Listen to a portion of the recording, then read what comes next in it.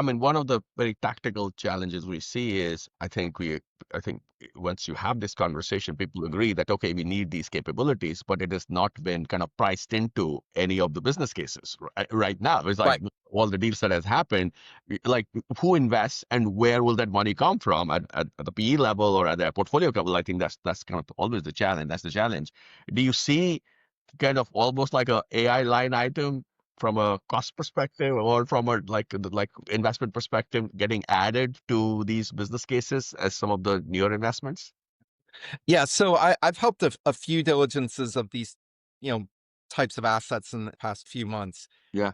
You see it in two places, and I think you see it in the wrong two places. Okay. The first place you see it is on a downside risk on revenue, Right. fee, billing compression, all that kind of stuff. You see that as a downside risk. By the way, they don't really commit that there's going to be potential, revenue compression, margin Sure. compression, but they acknowledge it in the investment committee memo as a worry, right? Yeah. And then the other thing they do at the same time they keep, the sort of business model static and intact is they say, well, we're now going to, and then they wave their hands vigorously around some words they put together in a sentence. And then they say, and cost will fall and therefore will profit. Right. Right. Um, and the worry about that is the whole middle sentence where they're waving their hands vigorously doesn't really have either any or very few substantiated examples in the past, number one. And number two, doesn't take a business model view of the challenge, right? Which is this really going to become solution as a service? I mean, what things are actually going to become like payroll, Uh, right? As finance and accounting ops, transactional finance, is that going to become more like a solution as a service, like a payroll?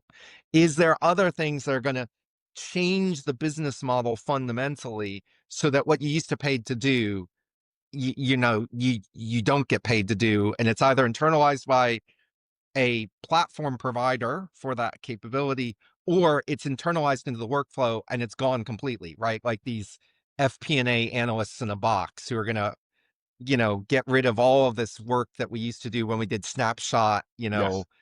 financial consulting kinds of things, right?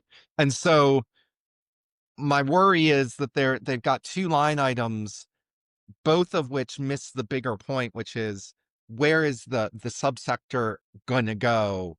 How are we going to get paid differently for it?